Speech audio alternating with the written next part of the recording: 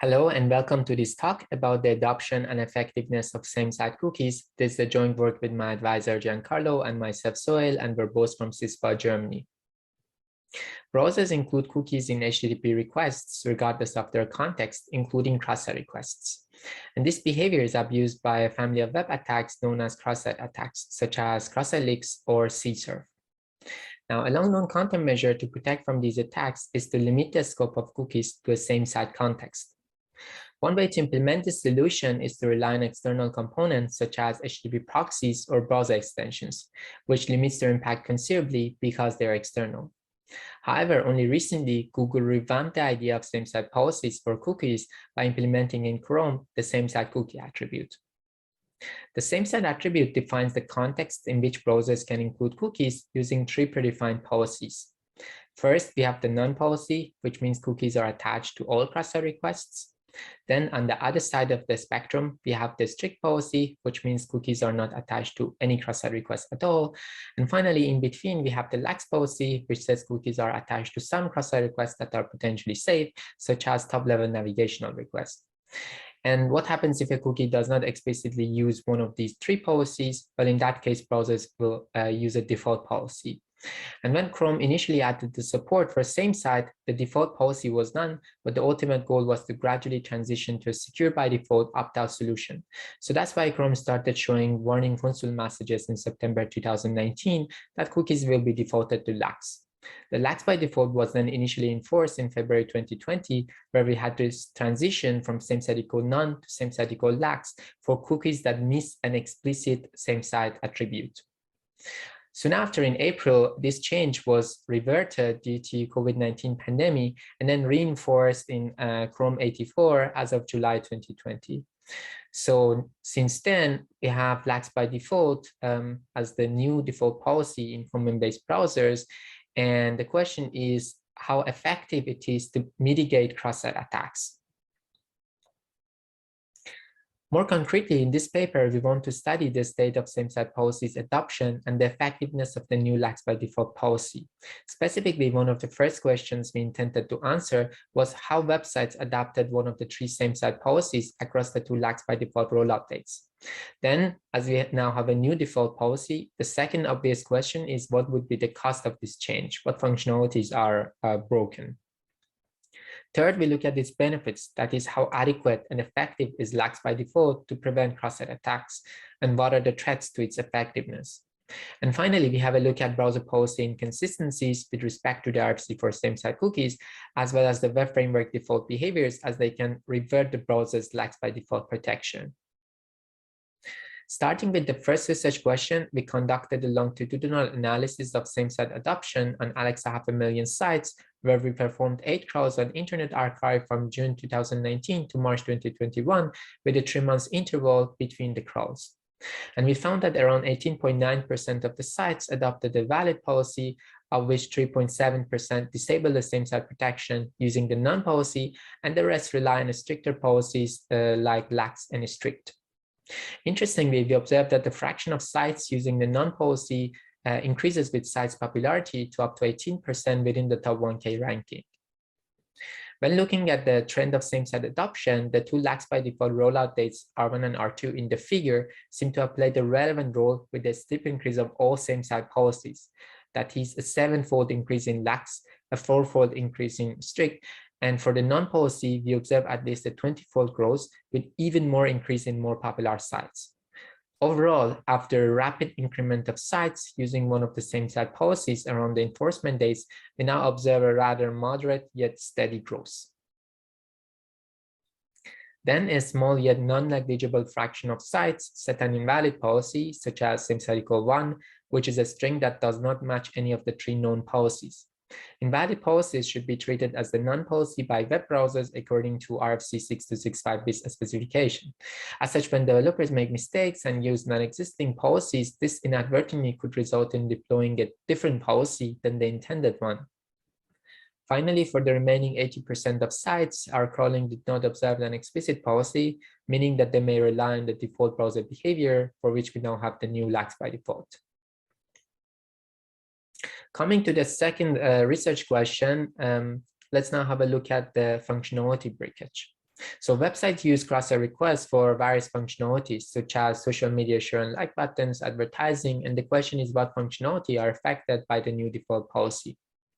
To answer this question, we created a crawler based on Puppeteer and Chrome DevTools protocol and instantiated it with Alexa top 500 sites and a set of login scripts that we manually created for each site.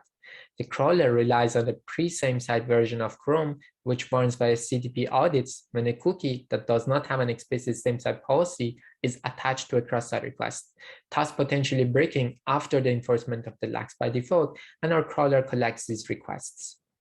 Then we determine the types of third-party functionalities affected by querying the request URL via the URL categorization services, such as the WebShrinker API, as well as the AdBlock EasyList, HostBlock, and HostBlock list to account for the short-lived, continuously changing advertisement domains. Finally, we determine the exact functionality affected for a random subset and confirm breakage when cookies are moved. Now, we performed the steps before the lax by default rollout. However, after the rollout, we revisit the affected request to confirm whether the new policy has indeed broken the functionality. So in total, our crawling identified around 9K URLs in 211 sites of Alexa Top 500 that supported the login feature. And in these URLs, the crawler collected around 22.9K cross-site requests without the SameSite cookie flag that are potentially affected. The URL categorization for these requests resulted in identification of 32 different types of affected third-party functionalities, such as technology in computing services like file sharing or live chat, and business services like advertising and analytics. And most importantly, our breakage experiments revealed that functionalities implemented by 19% of the affected requests are broken, which affects 17.5% of the sites. Then, interestingly, the majority of these broken requests, that is 77%, belong to online ads and user tracking functionalities. Coming to our third research question, we intended to study how adequate and effective are SameSite cookies to prevent cross-site attacks. Accordingly, we systematically reviewed existing literature for threats against SameSite cookies that enable cross-site attacks. Then we determined the threat severity by quantifying their prevalence in the wild. Overall, our systematic review identified 7 threats, and we also proposed 3 new threats. And we can divide these 10 threats into 2 categories. First, we have the threats leveraging cross-site requests not covered by the lax policy, and second, threats that are that use cross-site requests that are covered and protected by lax, but this protection can be bypassed due to developers' mistakes. Examples for the first category are playing state-changing GET requests for CSRF or abusing window properties side channels for information leakage. And examples for the second category are forging state-changing post requests for CSRF or SameSite intro or interpage inconsistency. Now, these are only some of the threats that I will exemplify in this presentation. However, please refer to our paper for more information about the remaining 5 threats not in this presentation. So let's have a look at the first threat. We know that top-level GET requests are not covered by the lax policy, and developers may misuse GET requests to implement security-sensitive state-changing operations, such as removing the resource. As such, attackers can obtain CSRF by replaying state-changing GET requests, for example, by abusing the window.open JavaScript API. Now, to quantify the fraction of state-changing requests that are GET-based, we crawled the Alexa top 1000 sites, identifying 42.5K URLs. Then we located all the HTML forms with a CSRF token, which is an indication that the operation of the form is state changing. And then we check if the request method in the form is GET. Accordingly, we determined the lower bound for GET-based state changes. Finally, we examined the correctness of the CSRF verification for a random subset of the requests. So in total, our analysis identified 6.9K state-changing requests, and we observed that 10.3% of them are GET-based within 88 applications. We discovered that 2.6% of the GET-based requests are forgeable due to faulty CSRF token verification, which affects popular sites like Pixiv and MailChimp, where attackers can delete user sketches or change user settings respectively. Another threat is forging post requests with GET to bypass the lax protection. So again, assume that we have the two sites, attack.com and target.com, and the attack page sends a post request to the target site. And because of the lax by default, the browser will not include the cookie in this request. And even if it did, because the web application checks the CSRF tokens for the post request, which in this case is a false token F, the web app will reject the request correctly with a 404 status code.